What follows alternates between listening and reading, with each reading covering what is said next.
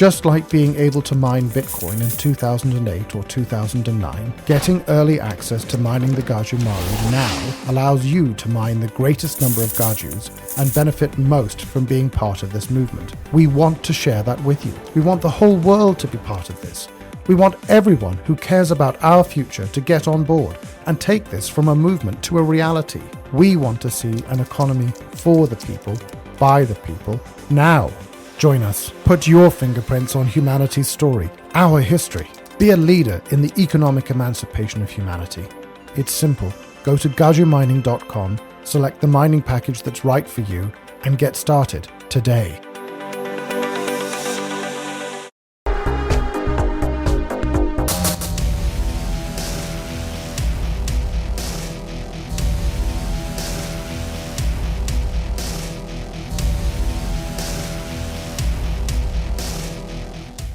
For the viewers out there, you might know that I was falsely accused of, being this third assassin. Turned out to be all nonsense. I have since then filed a defamation and civil rights lawsuit against the sheriff and the county that produced these false accusations. For anybody that's interested in finding out about what happened, you could go to americahappens.com or vemmiller.com, and there's a lot of information there. There's pages and pages. There's a short documentary. There's a new piece we just released called Geriatric Terrorism about my parents having to deal with this craziness. I won't talk about it too much in detail here, but the long and short is I filed a lawsuit, and Brandon and I were hanging out. And I said, hey, man, with your brilliant research and brilliant mind, I would love to hear you analyze my case. Let's talk about it. So that's really what this episode was supposed to be about an hour and a half ago. But it's got there's too much great information, dude. We could do 100 of these and it'll still be very interesting. So did you want to dive into that at all, or? Yeah, why? Just give me the brief reason, because you gave me two complaints. You gave me the original complaint, and then it looks like on the 28th docket item, you filed a amended complaint. Can you just give me without having to dig through the docket, can you give me the reason why you filed the amended complaint? An amended complaint, by the way, for the audience, it's like to make a correction adjustment, and it basically starts the entire cycle over again. So like if there was an answer and a reply and a bunch of shit that happened with that first complaint, when you file an amended complaint, it's basically almost like a reboot of the entire lawsuit. Yeah, so that's what it was. It was like, so they tried to do a motion dismiss, anti-slap. So the amended complaint is, I think we're getting more information as time was going on in terms of the bad things that happened. And a lot of it's like affirming what was in the original complaint, the fact that there was a lot of defamation, civil rights violations, failure to train. Failure to train was a big one. That's a constitutional civil rights issue, because you have this police department or sheriff's department making accusations of somebody being an assassin, and there's not a shred of evidence. So that would indicate that these guys are just not trained very well. So really, the essence of it was a combination. I think seven counts in total, or 7 issues in total. A few of them civil rights, few of them dealing with defamation. Right here. Yeah. If you share my screen. Should I add it? Oh, sorry. Okay. Yeah. I pulled it up. This is the amended complaint here. Yeah. So yeah, First Amendment violation. So the First Amendment violation in this version is really, you have a right to assembly, and that was prevented when they made all these false accusations and had me arrested. Municipal liability, failure to train, is where, yes, they don't know what they're doing, essentially. That's a 1983 Monell claim, I believe. Failure to intervene is, let's say they're doing something crazy and they don't stop it, like calling somebody an assassin, starting an international press conference, letting 300 media outlets worldwide know about these false accusations, So that's as far as I know in terms of those actual counts. Slander, libel, intentional infliction of emotional distress. Yeah. Yeah. So, I mean, obviously I will go over this with you. I mean, I just keep in mind, obviously whoever you're suing can obviously see this video. Yeah. So as long as you're fine with that. Yeah. No. I mean, So- this has been pretty public, so this is all publicly available. The media covered it quite a bit. In fact, we're about to have some more media hits on it soon. It's just an ever-evolving story. So, yeah, I think we could talk about it. Okay, so first question is, why are you using a bar card? Yes, okay. I get what you're saying. So you're saying I should present myself? Well, yeah. Why would you use a bar card? I mean, that just, if you're so if we go to my questions and answers page, and again, it is what it is. I'm not saying you're not going to get traction. In fact, you may get more traction with a bar card than without it. I'm a purist. I'm the total opposite of Joey Kimbrough. Joey Kimbrough will say or do anything to win, and he's very open about it, and he wins. I won't do that. I'm a purist. Mm-hmm. I base everything off of fact and law. If I know I'm going to lose telling the truth, and I know I'm going to win by fibbing a little bit, I'll gladly lose as long as I'm telling the truth in the process. This is why we love you, man. Yeah. It's a very odd and different way of thinking and behaving. The way I look at it is, if I tell the truth and lose, and I'm going to come back again, tell the truth, lose again, I'm going to come back, tell the truth, and lose again. Eventually, I'm going to wear you down and win. Eventually. Mm-hmm. I don't have a battery. I'm willing to do this till the day I fucking die. I may live to 120 years old. You might die, and someone has to replace you before I'm done with you. So to me, it's not even, who cares? Like, you know what I mean? Like, I'm not going to give one shred of my integrity away to win. I don't need to, because I'm going to win eventually. It's just a matter of time. So if you look at the definition of the word client, a client from Corpus Juris Secundum is defined as one who applies to a lawyer. Clients are also called wards of the court. Then you look up the definition of wards of court, and the definition of wards of court is infants and persons of unsound mind placed by the court under the care of a guardian. And this comes from 7 Corpus Juris Secundum 4. Mm-hmm. So what you're doing when you take on an attorney at law who is going to represent you, which that's also here, represent. 2 definitions of represent. Definition 1, to appear in the character of, personate, to exhibit, to expose before the eyes.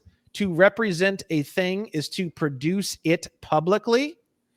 Definition number 2, to represent a person is to stand in his place, to supply his place, to act as his substitute. So the term represent implies 2 parties. One party is essentially impersonating the other party. So they say, are you representing yourself? No, Your Honor, that's physically impossible. I'm representing the sole proprietorship? Yes, because I am a totally separate person and I am essentially impersonating the sole proprietorship. That would work. Mm-hmm. But to say that I'm representing myself is extremely ignorant. And it's diminishment of your power, basically. Well, it turns you into a ward of the court, which is defined as an infant and person of unsound mind. So let me ask you, in that definition up top where it says my attorney's name and he's representing me, is there a different form of that wouldn't be such a diminishment? For example, attorney for plaintiff and the wording of that is different. It's lower Yes. Vem Miller, and it's Vem Miller appearing. Yes. Yes. Okay, go for it. So you could do it a bunch of different ways. The way that I would do it is Ethan Bierman would be listed as an attorney in fact / counsel. Okay. And then I would list my name, Vem Miller, as also an attorney in fact. Mm-hmm. And then I would list the plaintiff as the sole proprietorship. Got you. Now the problem, but that's actually not going to work in your case, because I just realized that's more of a commercial. That would be more of a commercial style. That's how I do it. Yeah. Because this involved you physically, your body, and it's actually something that I wouldn't actually do that. Sorry, I apologize. I would do Vem Miller, and I would do it in upper and lowercase, and I would say, white man, state citizen of Nevada, non-U.S. citizen, presenting himself with assistance of counsel contractually. And then I would say all rights hereby explicitly reserved. And then I would list Vem Miller in upper and lowercase. Gotcha. So he's contracted in as counsel, but he's not going to be representing you. He's not going to be speaking for you in the court. That would mean if you did that, you would be the one to speak at hearings. It wouldn't be him. He could be there, but ultimately you would be the one that would need to be the one speaking and driving if you set it up that way. Gotcha. Now, again, this might actually be better to win the way you have it set up here. Now, explain that to me. This is great, by the way, Brandon. I love the fact that you're doing the pros and cons, and this is what, for the viewers out there, this is why I've spent, so much time with Brandon, because as a journalist, documentarian, podcaster, whatever, I've met a lot of people that have these kind of theories. I mean, a lot of them, The fact that you present it the way you do and you don't yell at me and tell me I'm wrong is sorry, I got to make this. Well, just don't start talking about equity and you'll be fine, because I'll freak out, start breaking shit. I just can't handle it. But anything else is okay.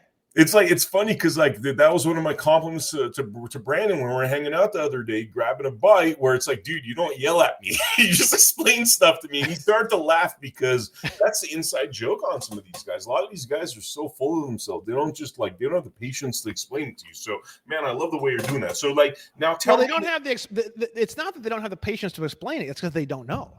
Oh, and they just yell as a default to cover up the fact that they don't know. They don't know. They're trying to sell the same course they've been trying to sell for 4 years. There's nothing changing. Yeah. And I mean, that's another thing. I've thrown out almost everything. My platform, the entire basis of my entire platform practically has been chucked in the trash can. It wasn't the most pleasurable experience, but I knew I had to do it. That was another thing that, I was on very early on, and the fact that you actually today, even you said it 10 times, where you had certain things wrong. Man, kudos to you, because a lot of these guys, again, they're wrong and they just yell at you and try to make you seem like an idiot. But your approach is, it's you know what it is? Your audience is evolving with you. They're growing with you. And yes, you weren't perfect when you started, but nonetheless, you're humble enough where we're along for the ride, man. And you make it fun, Yeah, you'll have some guy and he'll put some trash, equity crap into a docket. It'll get thrown out, and then he'll make excuses. It's well, first off, if you really, and then the other thing is they don't go to fucking appeals. That's the other part. So wait a second. So if you really believed in this equity fucking trash horsecock garbage that you're filing into these fucking cases, and it gets thrown out, it's some of these people, maybe they do it 100 times, and one time it quote unquote worked, and then look, equity is the answer, blah, blah, blah, blah. What about the other 99 times? Why didn't you go to fucking appeals? If you were so fucking sure about your dumbass fucking faggot equity trash, why didn't you go to fucking appeals? Yeah. Why didn't you go to appeals? Yeah. The answer, the reason why is because all the judges are Freemasons. Yeah. They all drink the blood of babies, and that's why I didn't go to fucking appeals. Equity is the answer. Rally behind me. Equity is the answer. No, it's not. You're insane. Yeah. You are actually psychotic and you should be institutionalized. That's the problem. That's the problem. That's the fucking problem. Yeah. You want to sell courses, and you want to muddy up the vision, and you've got 1,000 people who had their ass handed to them, and you had some random win. I'll tell you another thing too. I'm going to go over this in the debunk video. I've seen thousands of things dismissed, or hundreds. Let's say hundreds of things dismissed. You want to know how to get something dismissed? You want to know the real answer on how to get something dismissed? Oh. File in anything. File in a picture of your chafed taint into the fucking docket of the court case. File in a picture of your favorite daughter. Mm-hmm.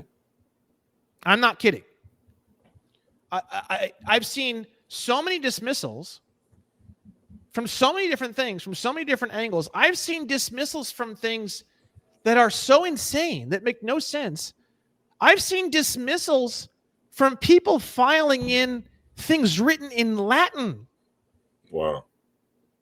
I've seen it's so what happens is someone says, "Oh, equity is the answer," because they filed in some equity crash fucking retard shit into a fucking docket and they dismissed the case.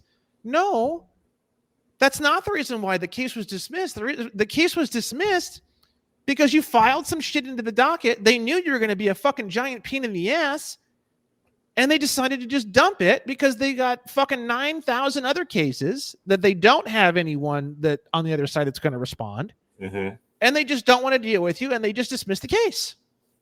Mm. I have sold over 300 license plates, diplomatic license plates, at least. Mm-hmm. And we've had about maybe 10 or 12 people get arrested for them because they're idiots, and they probably had smoking crack in some fucking 1999 fucking Toyota minivan Previa with a back window shattered out with a fucking garbage bag over it. God knows what. And they've got a fucking diplomatic plate on the car. Fucking idiots. The same kind of people that'll go out and do equity. We're talking about fucking that people. too. Like your car has to look like a Same fucking people. car. The kind of people who talk about equity all day long and defend it are the kind of people who are smoking crack with fucking moldy pizza, and their windows are shattered out, and they get pulled over, and there's a fucking crack pipe on the dashboard, and they roll the window all the way up, and they've got it just cracked a little bit, and they tell the fucking cop about equity. Mm-hmm. And then they get their fucking windows smashed in and they get arrested. Equity didn't work. So shocking. I don't know what happened. I don't know what happened. I'm so confused, right? So we've had about 10 or 12 people and I've had a body cam footage for a couple of them. So I've gotten a pretty good view on a couple of them, what happened.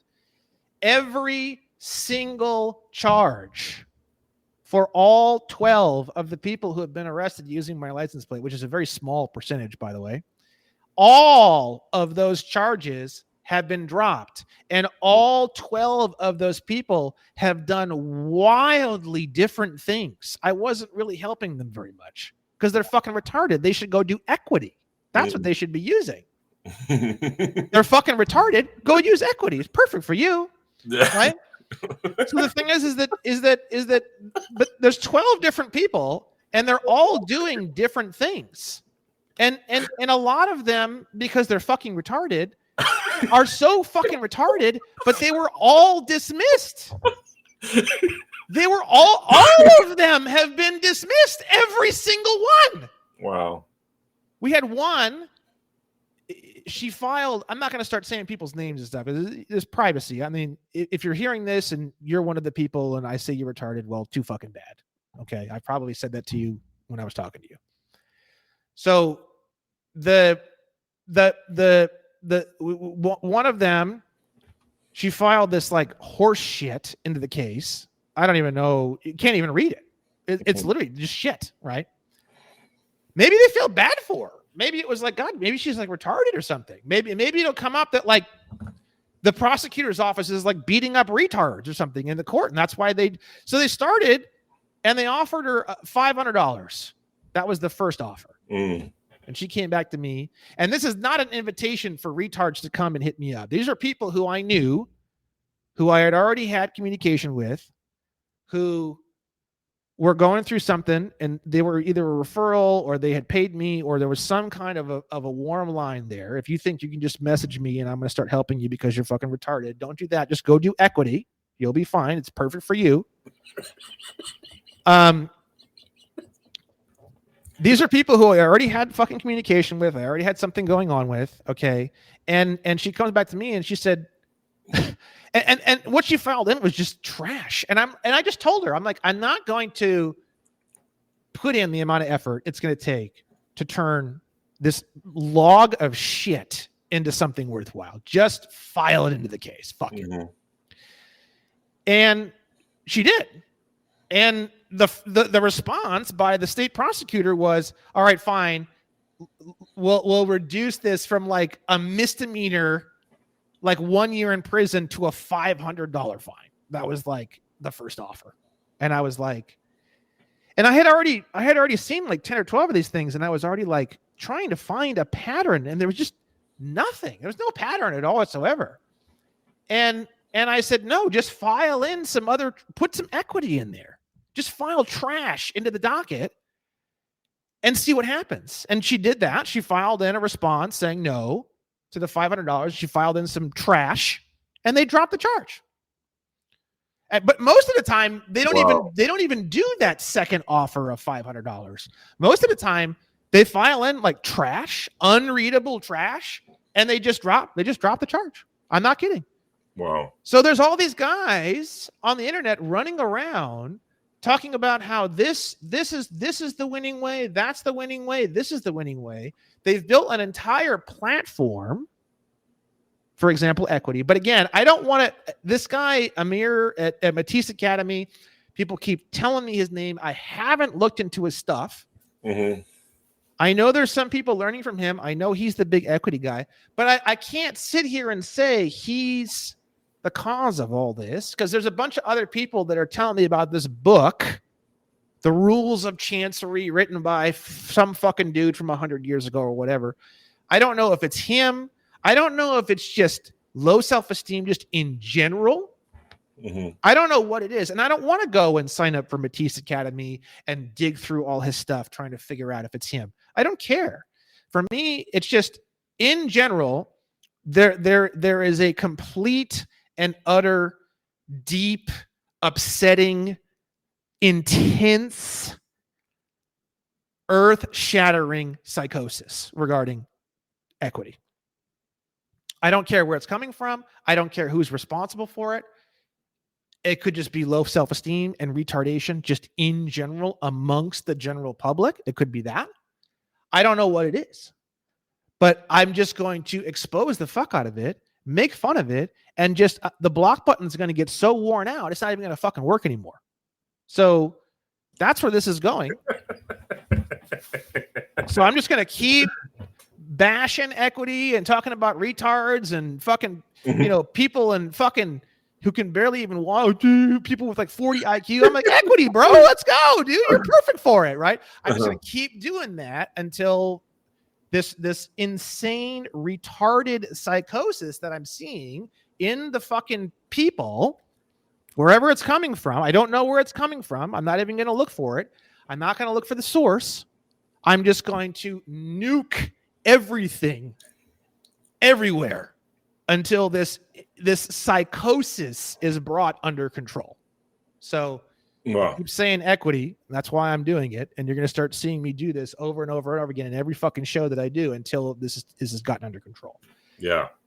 So my point is, you can file anything into anything.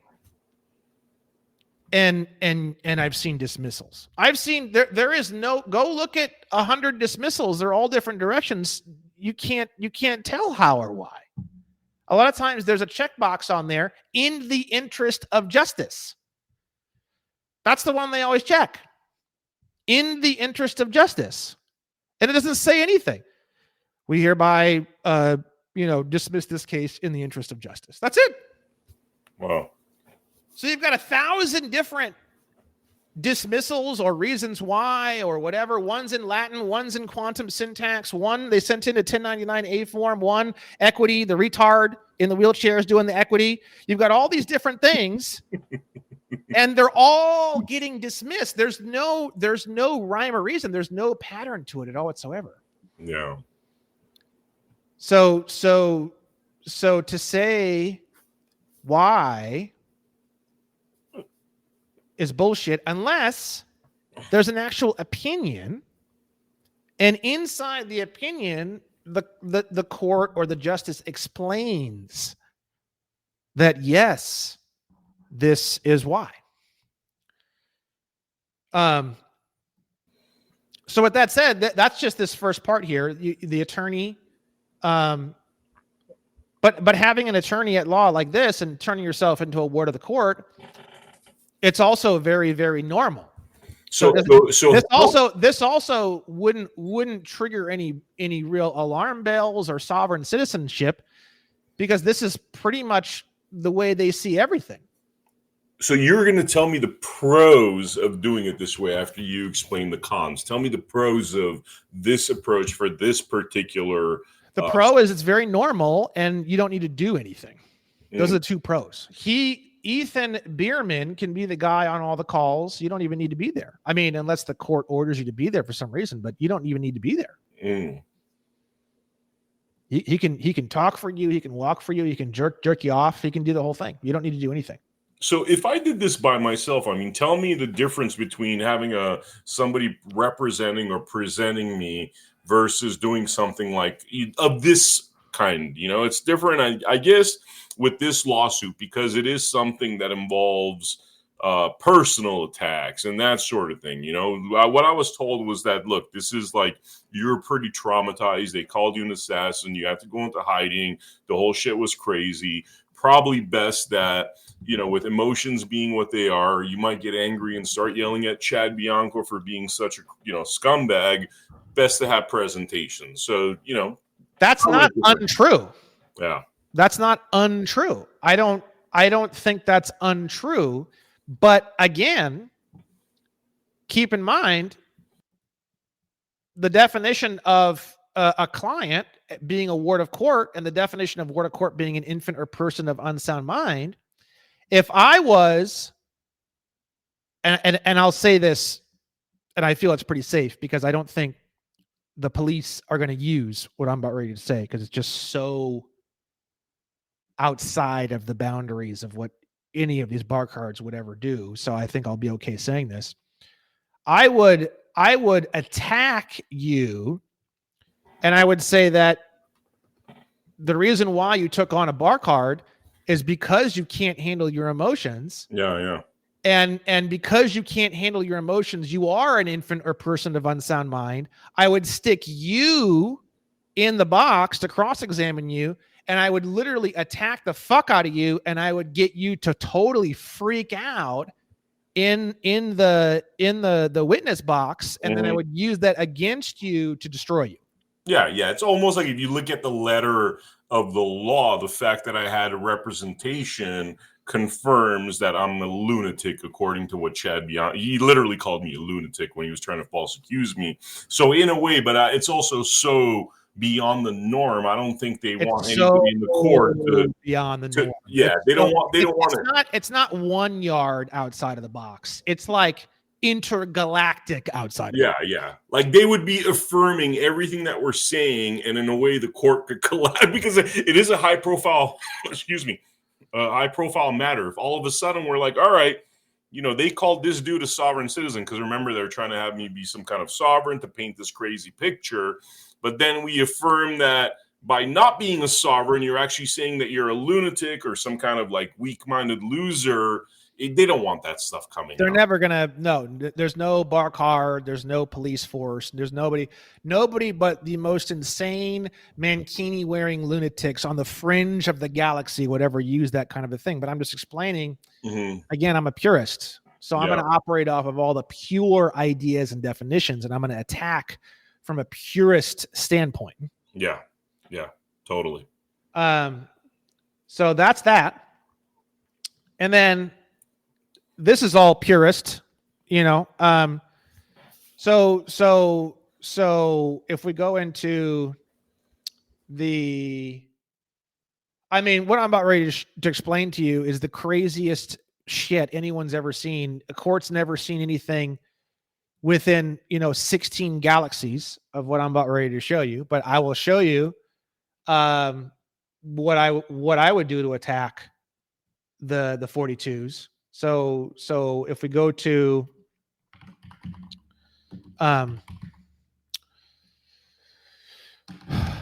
so you use 42 USC 1983. Let's go just a couple sections before that, and let's look at 42 USC 1981, equal rights under the law. All persons within the jurisdiction of the United States shall have the same right in every state and territory to make and enforce contracts, to sue, be parties, give evidence, and to the full and equal benefit of all law and proceedings for the security of persons and property, as is enjoyed by white citizens. So what I would do is I would write a motion to dismiss or a motion to strike on all of the 42 claims. Because I'm not because you're not a Negro. Because so I'm not a 14th Amendment citizen. You're white. Okay. So I would do 1, 2, 3, and 4. I would write a motion to strike or a motion for dismissal on those 4, based off the fact that you're attempting to use the Negro Civil Rights Act, and you aren't a Negro. Okay, so now let me ask you the reverse of that. What would you do to strengthen those 4 things? Well, the thing is that the courts and anybody you're going to be fighting against in the defense, they will never, ever, ever, ever, ever if someone offered the defense attorney $1 million to file what I just said into your case, they probably still wouldn't do it. So there's no risk of anyone pretty much on the entire planet except me doing that to your first 4 charges. Yeah, because that's all based on the Slaughterhouse case, which we talked about in 301. That's all from the presumptions of that case, correct? Well, Title 42 is essentially the Civil Rights Act, which came out for the Negroes. Yeah. So if we look at 42 USC 1983, which comes right after that, that's the one that you used. If we go to 82, all citizens of the United States shall have the same right in every state and territory, as is enjoyed by white citizens. You have used a body of law that you have no right or ability to use, which is Title 42. So I would knock all 4 of those off right away. Yeah. That's how I would do it. Yeah. And the problem is you're fucked either way, because if you try to fight against that, it turns you into a Negro. So you're basically fucking yourself even worse than if you just drop the case. So that's interesting. But that's basically because of these new findings. None of these bar card holders are going to even fathom what you're talking about. Well, even if they knew what I'm talking about, they would never dare. They would never dare. They don't have the balls to pull something like that. Yeah, like the bar would hunt them down at that point. They'd never be. I don't know, but they would believe that the bar or something would happen. But I personally don't think anything would happen. But they would believe delusionally. Fear is false expectations appearing real. They would have a very strong false expectation that something very serious, whether it's a liberal outcry or something would occur.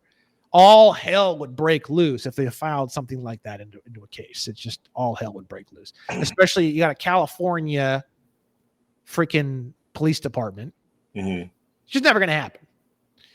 if it did, it'd be the most shocking thing. I mean, a lot of shocking things are happening these days. So I suppose, you never know, but I just don't think you're going to see something like that in here.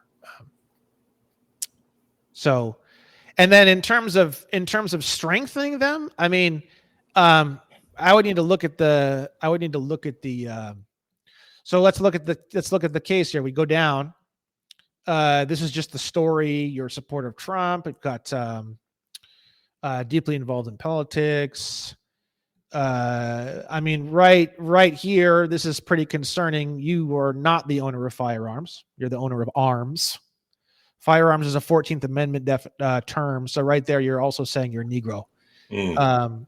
This also would be something I would use to get your first 4 claims dismissed. Mm-hmm. I would say in point number 3 on page 2 of the complaint, it is said that Mr. Miller is a resident of Nevada, which proves that he must be a U.S. citizen, Negro. He's not a white state citizen of Nevada. So that's false. That's a false statement. He does not have the full rights of the Second Amendment. He has reincorporated rights of the Second Amendment based off of that McDonald case.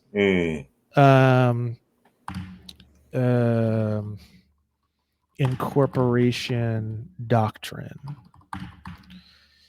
I would say he's attempting to say that he has the Second Amendment via McDonald versus Chicago, and he doesn't. And I would attack it. I would attack it that way. And then Mr. Miller owns firearms, which again further, and because you're using a bar card, that's why he's using all these terms. He doesn't know better. Interesting. Wow. So if I were to rewrite this, it would be these would be turned into just tort claims. So it would just be just violation of blah amendment resulting in damages. Violation of blah amendment resulting in damages. So what makes it? What gives us the go ahead to do a tort claim? Explain to me the significance of what, for people that don't understand what tort claims are. Just kind of generic. Just kind of generic, non-statutory type claims that are just kind of more generic. It just, a cause of action is just duty breach damages. So they had some kind of a duty. You explain the duty. They breached that duty in some way, and then there was some kind of damage that occurred because of a result. I mean, these are basically tort, slander, and libel. This is a tort style, intentional infliction of emotional distress. It's not based off of some kind of a statute that you're putting here. See, it's just a bunch of words. You could have done the same thing on these first 4. But instead, you use the Negroes Civil Rights Act. So the reason for, the bar attorney's reason for that is that in order for it to be a federal question, because defamation, slander, libel, that's a state claim. And now if you get... Correct. That's correct. And if you get into state courts, it's a big pain in the ass because there's all these civil rights violations. So that's actually what would keep it in federal court if the judge approves of it staying in federal court. Yeah. So federal question is 28 USC 1331, and it's one of the ways that you gain. If you go to 28 USC 1331 and you click back 1 click to Chapter 85, it shows you. Is this it? Let me see here. Part 4. Maybe that's not it. Shit. I forget how I found the section talking about the various jurisdictionals. Because there's federal question, there's diversity, there's a few other ones that you can use. One of the ones that I would have used if you are going to use Title 42, that would have been, in my opinion, a much stronger way of doing this is I'm surprised you didn't use the conspiracy version of 1983. So this causes this is a 1983 on the conspiracy side, and it 10x's the damages. And then also 1985 has a special, very unique, totally separate let me see if I can actually, I think it is here. Let me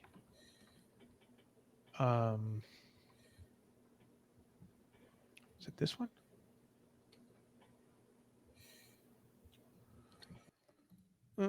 Let's see here. Just take a look here for just a moment. I don't think it's this one. Oh, here it is.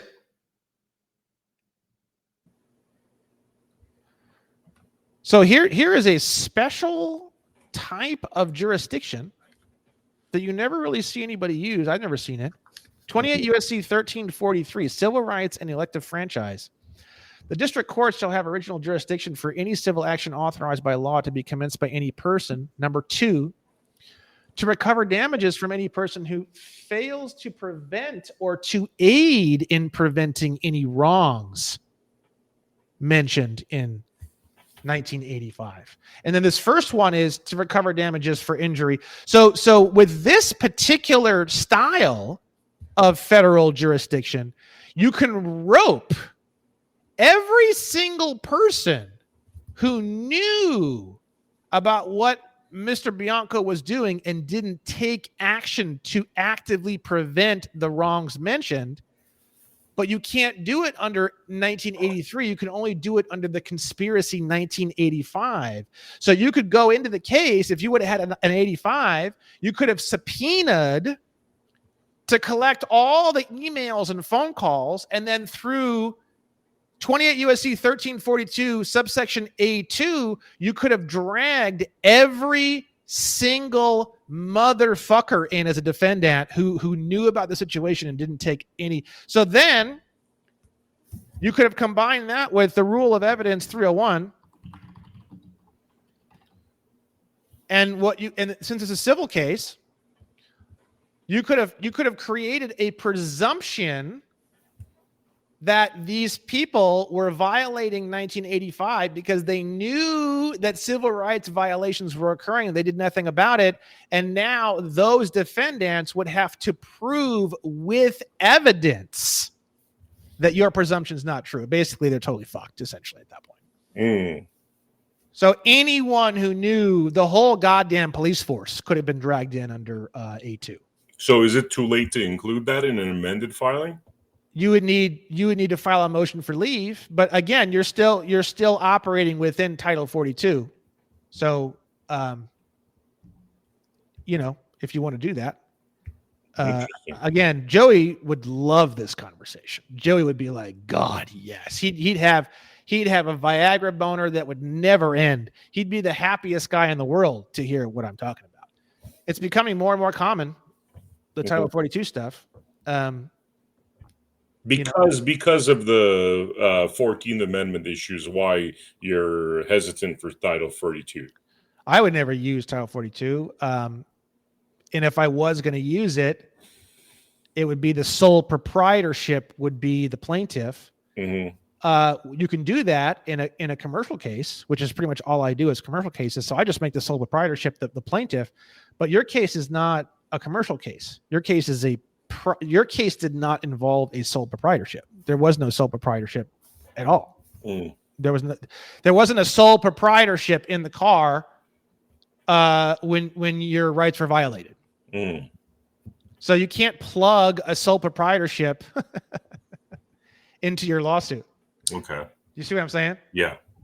So I don't know in your situation, I don't know how I would get Title 42 to function in your situation. If you weren't white, then fine. Mm-hmm. The problem is if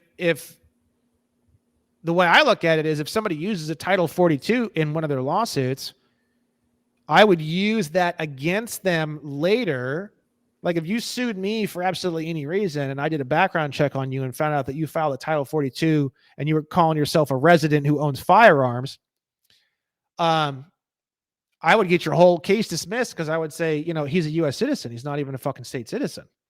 Evidenced by his use of terms such as resident, firearm, and Title 42 Negro civil rights actions in the lawsuit that he filed against Mr. Bianco a year ago or 2 years ago. And then how are you going to backpedal that? How are you going to say, oh no, I am white now all of a sudden, no, you're not. You already proved that you're not. Yeah. But again, what I'm explaining to you has never, ever, ever, ever happened in the entire history of the American culture. But my whole platform, the entire purpose of why I breathe and piss is to make what I'm talking about a reality. So you're going to start seeing it more and more and more, very slowly. Mm. But my point is that if you were coming up against Pickletarian, you're toast with this kind of shit. But, this is a fucking police force. They don't know their head from their ass, and they're definitely not going to put anything like that on the record, so you're probably fine. It just comes down to what do you feel comfortable with. I wouldn't feel comfortable with doing that. If I was going to go in this direction, I would definitely, for sure, have a 42 USC 1985 conspiracy on here. No question. Just add it in on number 5, move 5 down, and then slandered be 6, libel be 7, and then this would be 8.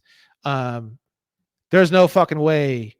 And then I would add in under the venue and jurisdiction section, I would add in that special jurisdiction under 28 USC 1343 A1 and A2, the special jurisdiction that's only for conspiracy charges under 85.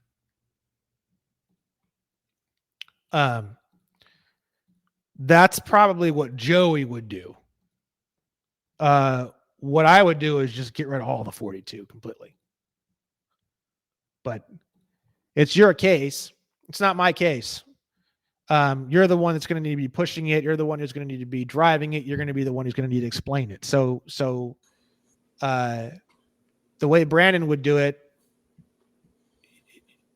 the reasons why Brandon would do it are so foreign to everyone. You're not going to be experiencing any of that probably. Again, I operate like I'm on Venus, so it just doesn't even matter. So it just comes down to how you want to do it. I mean,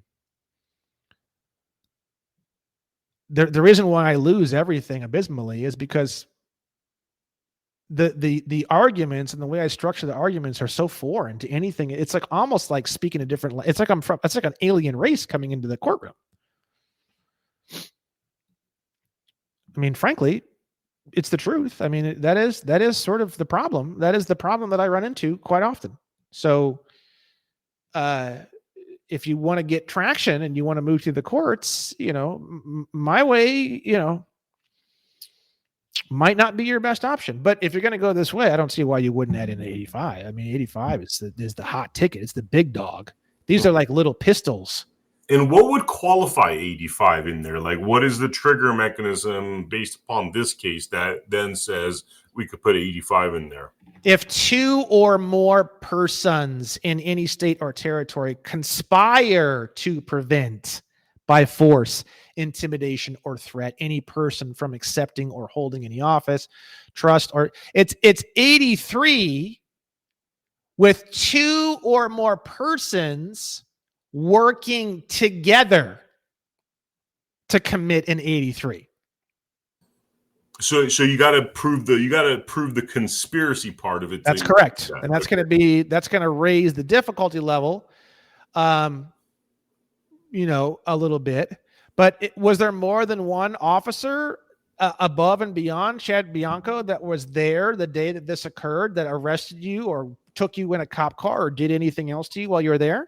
Yeah, and then, there was a Las Vegas Metropolitan Police Department aspect where over 26 hours later, they did conduct a raid of my parents' property thinking I was there. The only thing is we're still waiting to attain the evidence that ties them two together, even though on a presumption level, it's clearly possible that none of that would have happened if it wasn't for Chad Bianco's lie. So you could do an 85 and just presume all sorts of craziness, and now they're saddled with having to prove that it's not.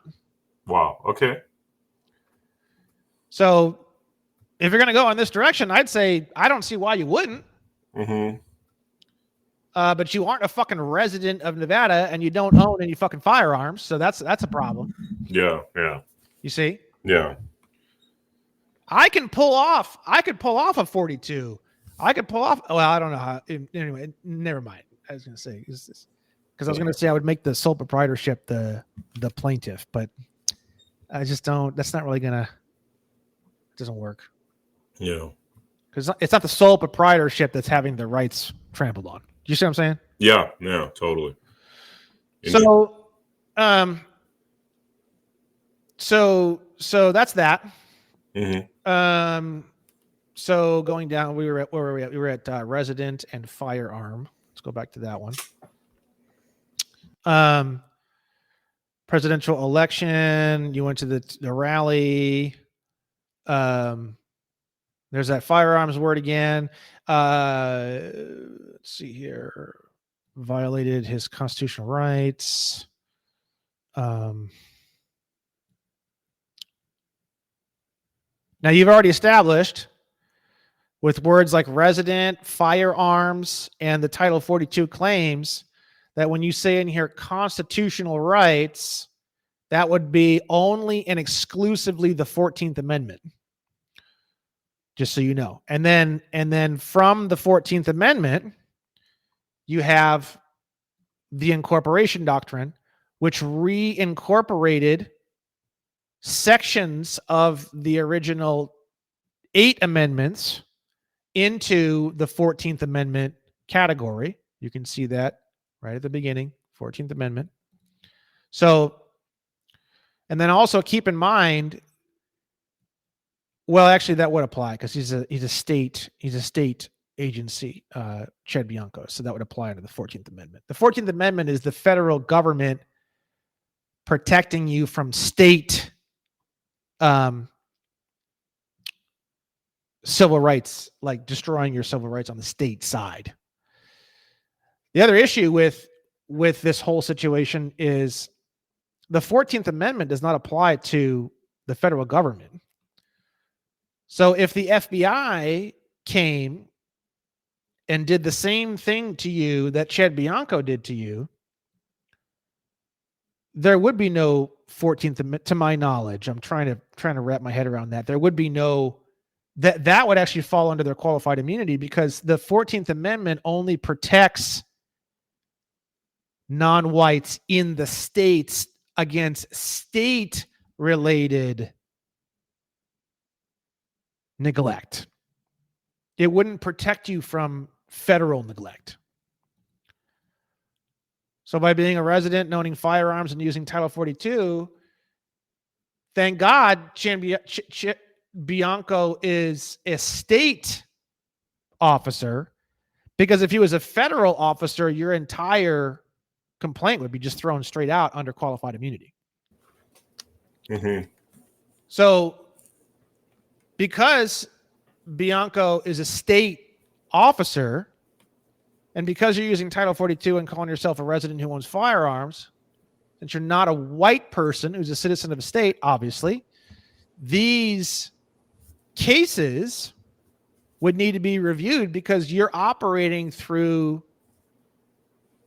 these doctrines. So if I was on the police end and I was going to destroy your complaint, I would go and read McDonald versus Chicago and try to figure out chinks in the armor of McDonald versus Chicago. If I attack McDonald versus Chicago, then and I win, then you're fucked, because your Second Amendment right to own firearms hinges on McDonald versus Chicago. And if I can undermine McDonald versus Chicago, then you're fucked. Interesting. Nice. Now, if you were a white state citizen and you weren't using Title 42 and you domiciled instead of resident and you didn't own firearms, but you own arms, there'd be no way for me to undermine that argument. It's impossible.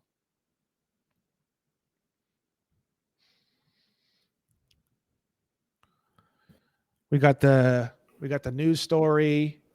And again, I don't think the police or any bar card's going to use any of what I just said ever. Never going to happen. So I wouldn't be too worried about posting this video. It's just never going to happen. They'll never do it. Search the vehicle, ignored medical. Okay.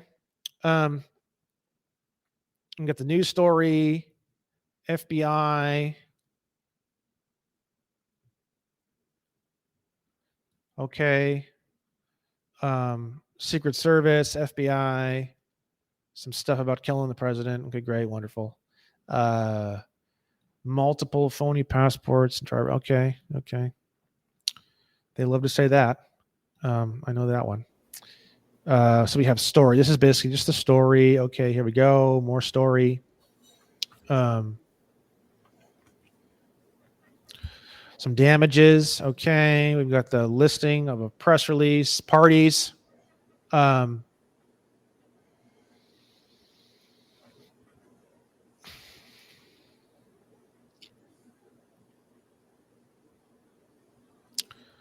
Jurisdiction venue. Okay. So he's doing it through a federal question. Okay. Federal question is 83. Okay. There's the Tort Claims Act. Okay. And then here we get into the allegations. We start getting into some background information.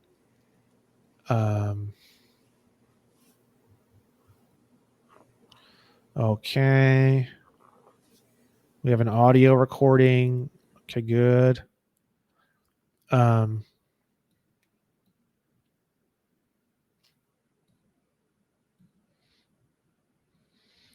Some story here. You got body cam footage on this, or are you still waiting for it?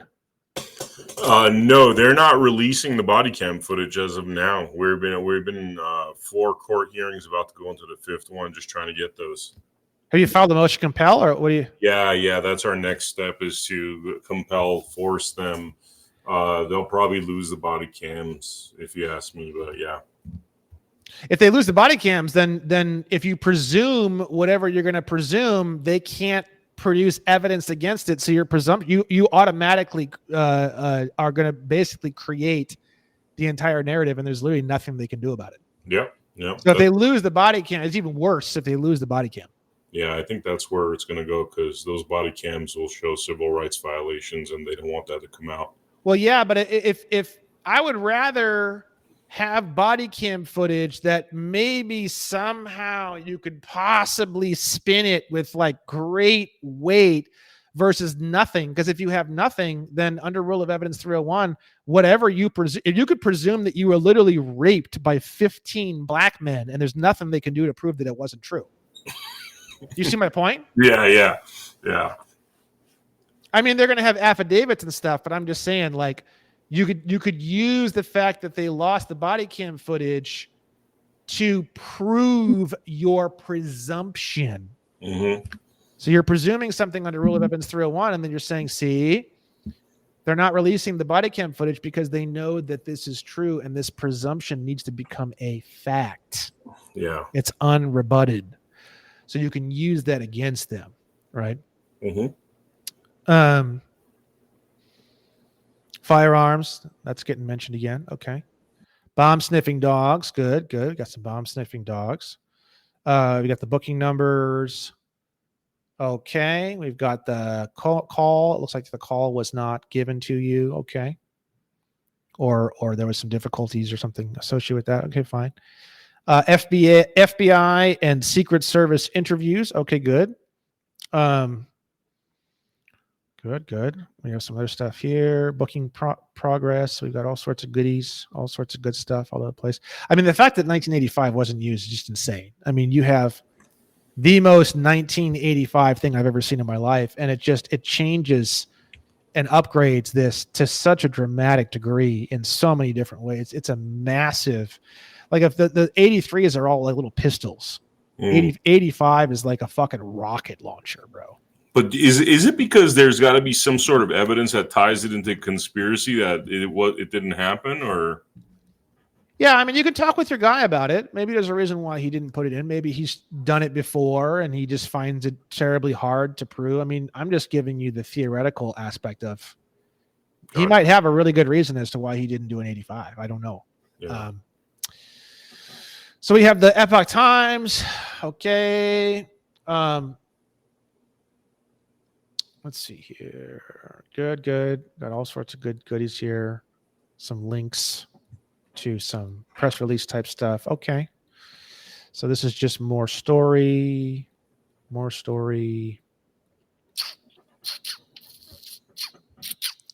Here's a picture of an article. Okay. Got some articles in here. Them smiling face. There it is. KTLA. Okay. Got some stuff here. Some audio visual stuff. Okay.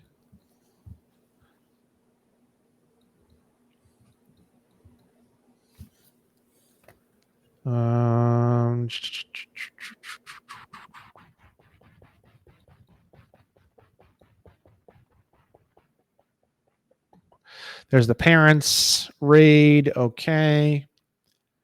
What is this? Dual citizenship. What is this?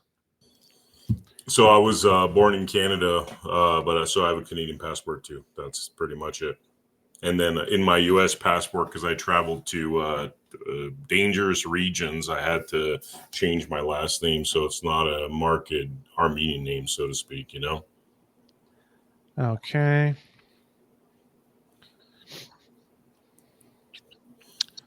I guess that's kind of a problem too, because to be a white state citizen, you wouldn't be able to have that Canadian passport.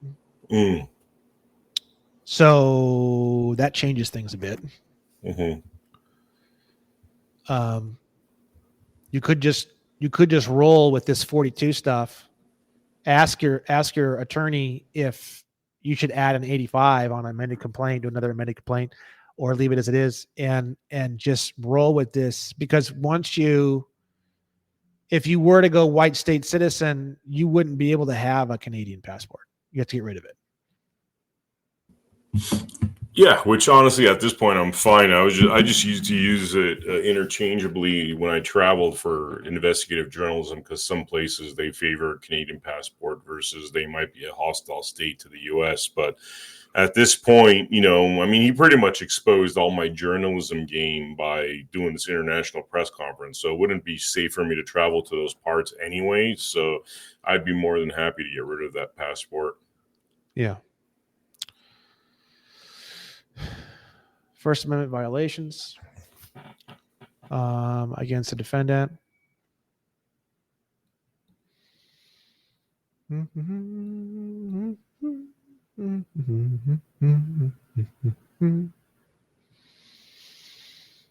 Okay.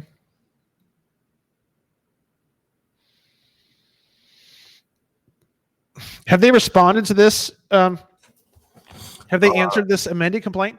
Yeah. So they've answered this. They've answered the. Did they file a motion to dismiss based off this, or did they file an answer? No, they filed a answer with a motion to dismiss and anti-SLAPP, which we're supposed to submit our next filing for September 15, and then we have a court date December 11. A hearing on the motion to dismiss? Yep. Okay.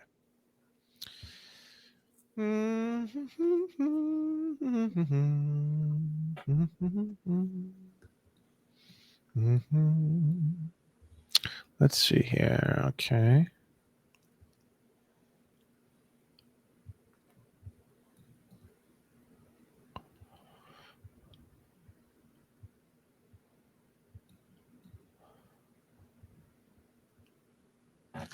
Training. Okay. Yep. Training. History of prior events. Okay, good. That's good. Yeah, your boy did a lot of work on this. You can tell. That's no question about that. Yeah, he's been on top of it, man, and he's definitely a dedicated attorney. I mean, he's down a he's saying this might go all the way up to the Supreme Court because they're going to try to do every delay tactic, motion to dismiss, appeals. They'll appeal it up to the Ninth Circuit if they lose. We'll do the same. I mean, he kind of sees it as inevitable that this goes to the Supreme Court. Yeah, I mean, I'm in the same boat. I mean, pretty much everything I do just seems to go straight up and vertical immediately. So I understand. And it's a lot of money too. I mean, the lawsuit I think is $100 million. So like that pretty much puts Riverside out of business. So they're going to fight tooth and nail, more or less. Yeah.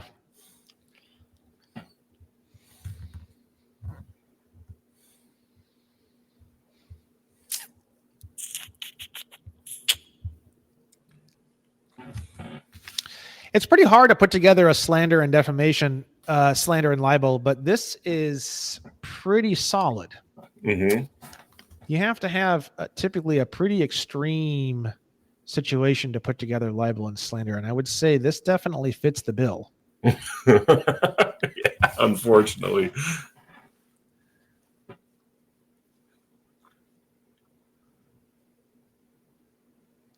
What's funny about the whole sovereign citizen thing is because you're using Title 42, yeah, you wouldn't be a sovereign citizen. If you're a white state citizen and you didn't have that Canadian passport, you would be a sovereign citizen. That's all new. That's all from my recent research. But anyways. Yeah. Let's see here.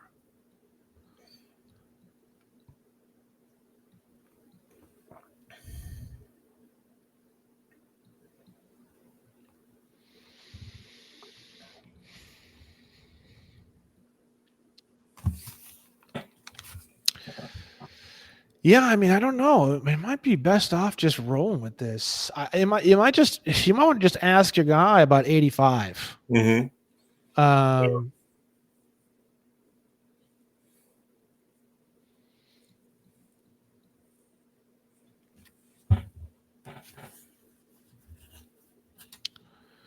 Yeah. I mean, that's it. I mean,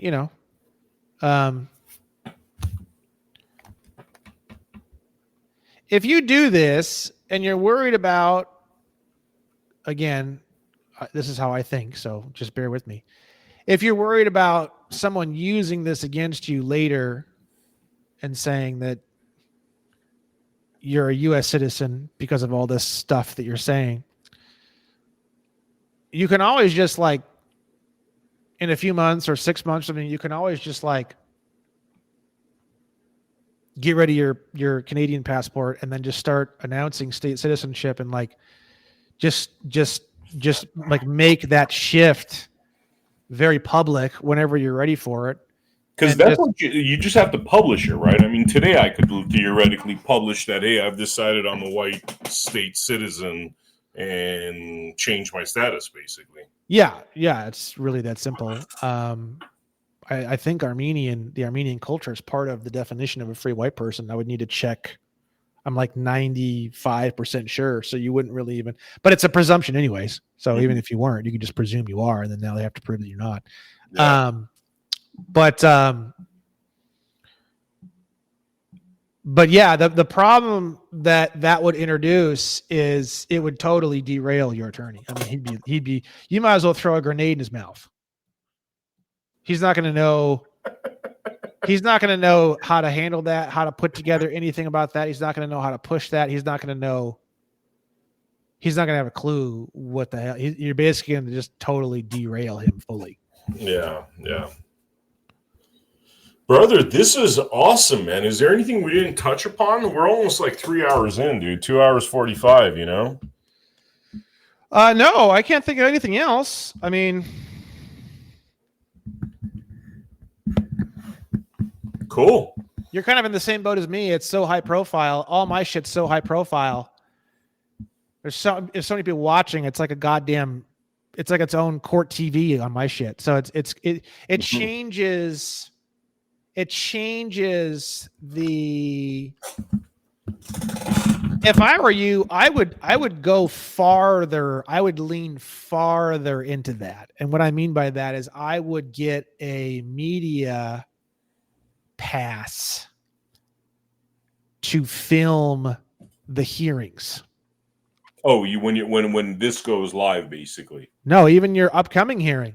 I would look into ways to televise and record and publicize everything as much as possible. Okay.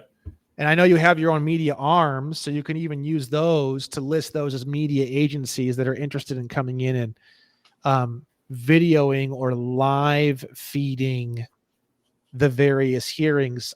You need to look at the local court rules on that or call the clerk. Typically, there's a form that you fill out that you can get media access to come in and film or whatever. I would push even farther in that direction if I were you. To keep it high profile and to keep it and make it noisy and stuff. Yes. Is that to like stop like any kind of fuckery from happening, or is that just to kind of keep the momentum, or just to keep the pressure up? Yeah. Don't let things cool down. Make it hotter and nastier as the days progress. Make them so the whole sandbagging thing. Make it a penalty. Make it more and more painful for them to sandbag. Yeah. I mean, we've tried to make things as miserable as possible for Chad Bianco, and it just even with all his support, man, he's got a lot of money behind him, but he's not enjoying all these different exposés we keep putting out there, you know? Yeah, and everything I'm saying here, just to be clear, I mean, anyone can sue me for any reason. Would be a sexual experience to receive a process server.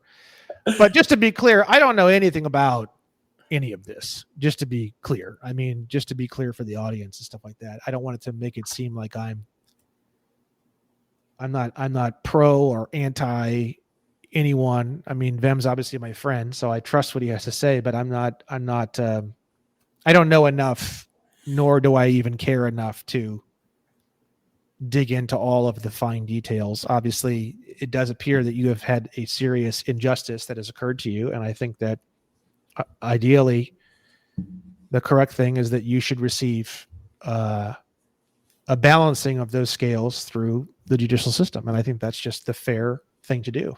Yeah. You know, that's the whole purpose of justice. That's why the Justicia has those two balancing platforms that she holds. That's why she's blindfolded, because the she doesn't know what the value of the damage is from this person to this person, and she doesn't know what would repair that damage. It's all subjective. Like for me, you know, unconditional promises to pay called Federal Reserve notes, it's a bit of a joke. It's hard for me to even think with that anymore. You can give me 10,000 of them or 1 million of them or 100 million of them. It doesn't really mean much to me. So it's totally altered and skewed.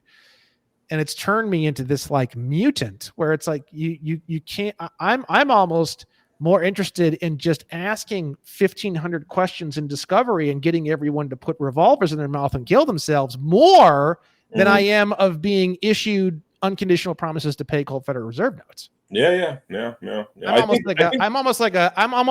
like, you know how they death and it's like a skeleton in like a black robe with like a scythe. Like I feel like I'm like death. Yeah. Like, that is my purpose. Do you know what I mean? Yeah. Yeah. I do know what you mean, actually. Yeah. So it's like completely different, and they don't even know how to even deal with someone like me. They've never, ever dealt with anything like this. And even I sometimes look at myself and I'm like, wow, I don't even know what to think. I mean, from my own perspective, I don't look at myself and like ask myself questions or wonder. It's just like, it just makes perfect sense. Like, why would I be concerned about being issued unconditional promises to pay when I can create all the unconditional promises to pay that I want at any point in time? Like I'm more motivated by the fact that like I bring death. Mhm.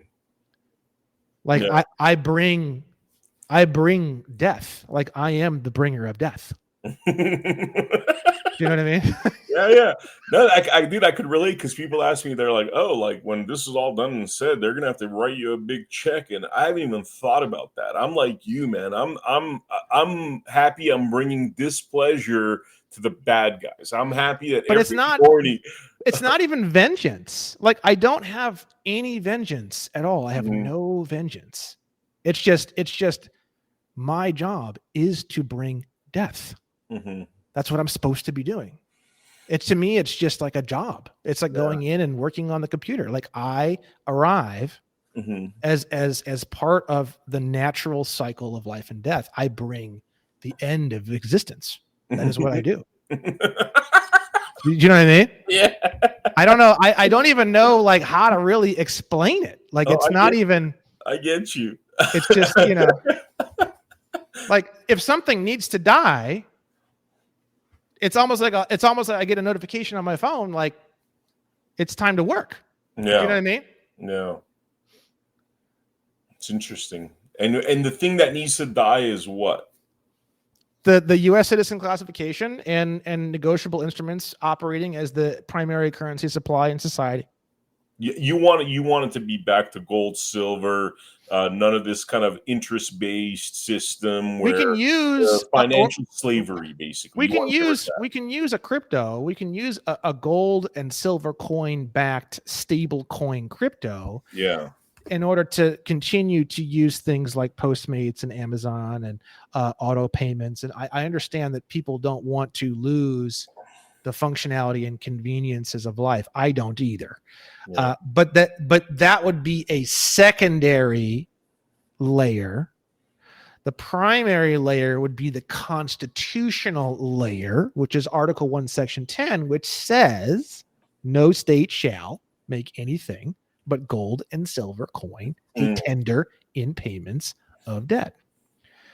And, very recently when I was writing that rebuttal to the vapor money theory, I'll do another screen share, is when I had already had these cases culled together, but I look at these things over and over and over, and I try to memorize a lot of this stuff. I find like the key pieces of information. Like, for example, I just recited word for word, I believe, Article 1, Section 10, that section, because it's so important. I wanted to make sure I had it down. But if we go back to my MX reply brief, and we look up the cases as regards to the ones that I listed in the vapor money theory rebuttal section, I'll show you the exact case when they described how they were going to handle the situation. That's actually very interesting. Because people are like, oh, Federal Reserve, no, it's unconstitutional and blah, blah, blah, blah. Well, it's an interesting conversation. Here we go. The case is Juilliard v. Greenman, 1884. It was part of the legal tender cases. By the Constitution of the United States, the several states are prohibited from coining money, emitting bills of credit, or making anything but gold and silver coin a tender in payments of debts. But no intention can be inferred from this to deny to Congress either of these powers. So basically, in English, what they're saying here is the District of Columbia is not a state. So it doesn't fall under Article 1, Section 10. That's how they did it. And that's why to this day, you have things like make Washington, D.C. the 51st state. You have a whole website on this, FAQ, statehood, state of Washington, D.C., 51st state. They've been fighting like crazy to try to get Washington, D.C. to be the 51st state forever. It'll never happen. If it happens, it would destroy the whole monetary supply. because then Washington, D.C. would be under Article 1, Section 10 of the Constitution. It would turn us back to gold and silver coins. Federal Reserve notes would vanish if Washington, D.C. became the 51st state. Plus, it would totally fuck up the Commerce Clause. So driver's licenses and the DMV would also be essentially obliterated off the face of the earth. That sounds good. It does sound good, but there's a lot of better solutions. And that's why Washington, D.C. will never become the 51st state or 52nd or 53rd or any of the above. Never going to happen. Wow. Interesting, man. Fascinating stuff. This is great, brother. This is great. Did we is there anything we missed, or? I don't think so. I mean, what do you think? No, this is awesome, man. This is a really great episode. I really appreciate your time. I'll be back in California soon, so I'm coming out there for the GOP convention. Let's grab a cucumber salad. It's funny how cucumber salad became my favorite freaking salad. Isn't that crazy? Have you thought about that at all? Well, that's also the Armenian culture. Everything's got fucking cucumber and mint and yogurt sauce. It's like almost everything has one or more of those three. You know what I mean? It's just so. In the summer, it's so nice because everything is minty and cucumbery, and it's just very refreshing. Yeah, it's awesome. Man, I look forward to seeing you again. And for the viewers out there, we're going to be working on some stuff. We talked about doing this history of Miller, right? That's what we're going to be working on one of these days, or maybe not right away. I got some other stuff, but I think at some point in the near future we could do some sort of cartoon or animated timeline of Roger B. Taney, and then the Civil War, and then Samuel Freeman Miller and the slaughterhouse cases. So it'd be like a Dred Scott v. Sanford, 1857 through the Civil War, and then Samuel Freeman Miller, and then so it'd be like Taney would be introduced in the video, like his background is where we would start. We would explain his life, his background. I think he was on the Supreme Court for 28 years. So what was he doing before 57?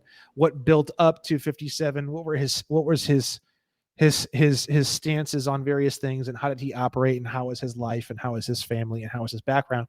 And then we would go through Dred Scott v. Sanford and why he did what he did and what he did. And then there'd be a teeny little itty bitty Civil War section, just Civil War, and that's it. We're not going to talk about it too much. And then right around that same time period, we would start building out Mr. Miller's background and what he was doing and why he was doing it and how he became a doctor. And he moved to a different state to go to a place where releasing slaves and not having slaves was more publicly accepted. So he had a long, rich life history. You can see through his actions that he was strongly, I always laugh. His middle name is Freeman. I always thought that was so funny. He was literally like the poster child of freeing men. And he was Freeman. I mean, he embodied everything about the heart and soul of wanting to release the Negroes. And I say that word as a legal term, by the way, for anyone who's maybe new to this information. I don't say that. The term to say blacks is actually very inaccurate. To say African Americans is a complete joke. That one's actually the worst. No. And then to say Negro is actually the friendliest, the kindest, and also the most technically specific. Just by the way, for people who may be new to this, I know it may not sound that way, but that's just the fact. I'm a purist. I don't care about your reaction. You can kill yourself or fuck somebody, or you can commit incest. You could have any reaction to what I say, and I'm just going to laugh while I smoke a cigar. I say the things that I say because it's the correct thing. It's the most accurate thing. It's the most honest thing. I try to do that as much as possible, regardless of the consequences. Consequences are irrelevant. Yeah. So if I'm deplatformed, if I'm whatever, it's fine. I'll figure it out. I'll start a magazine. We'll do it like it was done in the mid 80s. I'll have a magazine. People will subscribe to the magazine. I'll send out a magazine once a month with all my posts and all my updates and I don't give a fuck. It doesn't matter. Mm-hmm. But back to so Samuel Freeman Miller, we would do his background, what he was doing. He released all his slaves. Why? How did that work? I believe, if I remember correctly, they helped him move. He moved from like Kentucky to like Iowa or something, and I think they helped him move. And then right after that is when he released them. But I could be wrong on that. I have to review all this. That's why I don't really want to do all this quite yet, because I'd have to really nail down everything perfectly. And then we would do his operation, his getting into. He was a doctor, and he was studying law on his own. He taught himself law as a doctor, and then he got into the Supreme Court. I don't know. I think he got into some kind of lower judiciary, and then he worked his way up to the Supreme Court. So we would kind of go into that a little bit. And then I think he was put onto the Supreme Court in like 62 or 64, 1862. And then we would maybe do a little bit of his build up through the Civil War, and then after it up to the slaughterhouse cases. And then the slaughterhouse cases ended in 1873, but you have all these different cases that all made up the slaughterhouse cases opinion. That's why it's called slaughterhouse cases. There's a whole bunch of them. So it's like Mr. Miller's dealing with like all these different cases, and him and his boys at the Supreme Court are digging through all these different cases for I don't know how many years. I really don't. I mean, obviously, I would have to learn quite a bit to even do this presentation, which is great. And then the slaughterhouse cases began. The first case, and then there was a bunch of other cases. I don't know when everything began and when all of that timeline was, but we would cover that briefly. And then the end would be the slaughterhouse cases final opinion, April 14th, 1873. And then we would do Bradwell v. State, which happened the next day, April 15th, 1873. And then we would do maybe a few other things like U.S. versus Cruikshank would be a good one. And then Mr. Miller died in 1890. And I think that would be the full, and then that would be some sort of like an animated style video. Yeah. Sounds awesome, man. Sounds awesome. We're going to be working on this stuff, man. You're an inspiration. It's funny because whenever we hang out, the music video idea we started talking about, you're just doing things that, and I appreciate that. I appreciate other creative individuals, other kind of groundbreaking, thinkers that are part of this greater community, man. We're going to do some good stuff, and I just look forward to more and more, Yeah, I think it's important because I think in this new world, so many conspiracy theory type people, they think that all government's evil and the Supreme Court's evil and all this kind of stuff. But when you go back 150 years, you find a lot of people who really love this country. And a lot of what I do in the past 6 months and the things that have happened and the way that my mindset has shifted is because I have now wanting to emulate some of these people. These are real Americans. Mm-hmm. I mean, how long has it been in America since we've seen a real American? How can we emulate someone that's an extinct breed of human? Or man or woman, however you want to say it. When you see the things like Samuel Freeman Miller or Roger B. Taney or John Marshall or any of the other guys, and you read about what they were doing and you read about their involvement in the country, or like, Daniel Webster and all these guys, we have not had anything like this in a very, very long time, in many generations. Yeah. So how are we expected to have a model American to emulate? Mm-hmm. And by doing this, we're taking two model Americans, Roger B. Taney and Samuel Freeman Miller, one of which his reputation has been destroyed throughout the 80s and 90s by the woke culture. All of his street signs, Taney Street, were replaced, most of them or all of them. His statues have mostly been torn down because of his Dred Scott versus Sanford decision, which is stupid because all he was doing was literally just following the Constitution, and he served our country for 28 years. So the fact that it's literally just full blown woke mob nonsense. Yeah. And then you have Samuel Freeman Miller, who should be basically exalted as like the greatest white man in relation to the black culture that's ever walked the earth. He should be essentially the white messiah of the black race. But instead, he's just forgotten. And his words are forgotten and everything's forgotten. And his decisions have been twisted. And it's destroyed the whole country. And that's not at all. He loved America and he loved the blacks and he just wanted to free the blacks. And he felt like, and he is that. I mean, Mr. Miller should be exalted as one of the greatest Americans that has ever walked the earth. He should be exalted as one of the greatest judicial beacons of the entire history of all human race. Wow. You mentioned, last question, you had said something funny. You're like, if we had a time machine and we brought Mr. Miller to Washington, what would happen? Bro, this is someone made me a post. Hold on, I'm going to show this to you. We'll end on this. I want to see.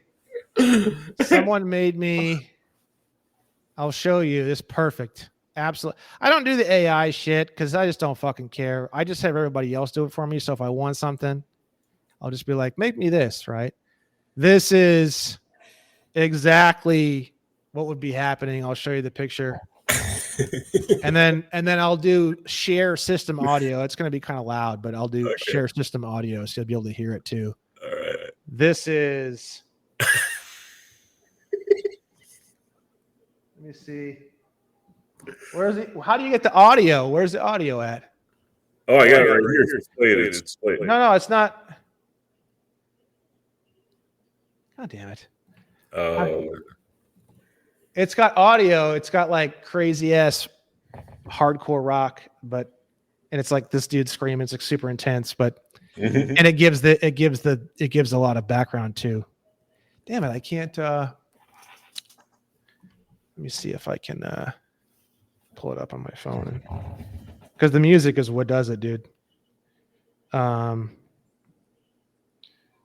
Here.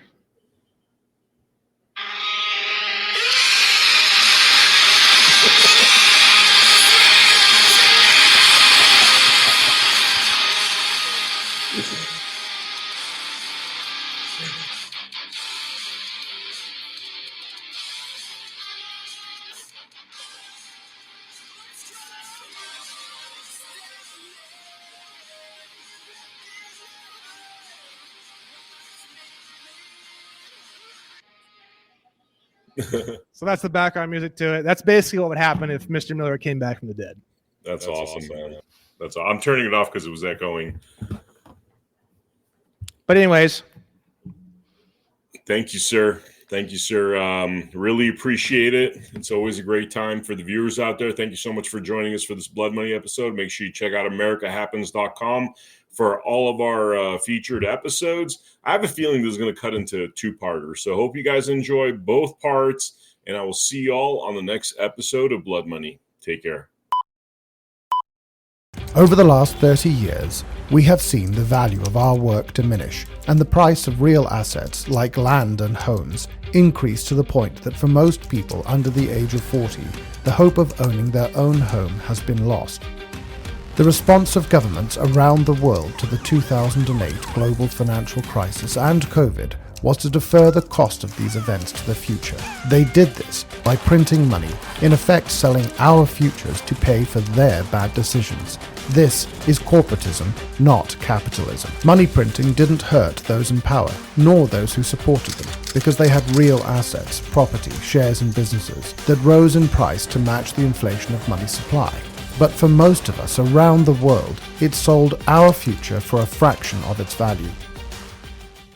In response to this, a mysterious figure known as Satoshi Nakamoto created Bitcoin. He wanted to create a currency that could not be printed on command, thereby devaluing our labor. A currency that could be traded electronically between people without intermediation, allowing all of us to participate fairly in the economy. But if you tried to buy your groceries with Bitcoin, you'd stand at the checkout for at least 10 minutes, probably hours, waiting for the transaction to process, and the fee would cost you more more than the carton of eggs and bag of apples. Bitcoin's limitations meant that it stopped being considered a currency in 2016 and was instead called a store of value. But it opened the door for someone to create a genuine currency that nobody controlled, but everyone could use. That someone is us. We created the Gajumaru blockchain and the Gaju currency. The Gaju is real money you can use, whether that is to buy a loaf of bread, pay for a haircut, buy a t-shirt, in fact buy or sell anything. It is a currency for everyday use. On Gaju Market, anyone can buy and sell any legal goods or services, just like you would on eBay, but at a fraction of the cost. Like Bitcoin, Gajus are mined on a computer. Unlike Bitcoin, mining Gajus does not require specialized equipment, nor huge power supplies. During our protected rollout, you can mine this on everyday computers, like the ones that sit in your home doing nothing for most of the day. We are working to get millions of people like you to mine the Gajumaru and be rewarded with Gajus that you can then use as real money. At the end of 2026, the Gajumaru will open to public mining. By then, we will have brought together millions of people like you to mine the Gajumaru. This will create such powerful combined computing capacity across so many millions of people that the Gajumaru can remain highly decentralized, enabling an economy for the people, by the people. To make all of this possible, we offer a variety of mining packages that combine all of the software and services you need on our website, gajumining.com. The software is simple to install, and there is a step-by-step guide that will get you mining and participating quickly and easily. You can buy those packages now. You can start mining the Gajumaru and being rewarded in Gajus now. Select a suitable mining package from the gajumining.com web store. Install and activate the software on your device and start mining today. This is an opportunity to be part of a movement to restore our humanity, our dignity, our sovereignty, creating a better future for everyone. For the first time in thousands of years, you will directly benefit from your work, your ideas, without being taxed by intermediaries or needing permission to be part of the global economy. We believe that capitalism is I win, you win, we all win, not I win, you lose. That's corporatism. We refuse to pursue venture funding that would demand we play the corporatist game, and chose instead to grow this movement by giving everyone the opportunity to benefit from their contribution to the movement. Just like being able to mine Bitcoin in 2008 or 2009, getting early access to mining the Gajumaru now allows you to mine the greatest number of Gajus and benefit most from being part of this movement. We want to share that with you. We want the whole world to be part of this. We want everyone who cares about our future to get on board and take this from a movement to a reality. We want to see an economy for the people, by the people, now. Join us. Put your fingerprints on humanity's story, our history. Be a leader in the economic emancipation of humanity. It's simple. Go to gajumining.com, select the mining package that's right for you, and get started today.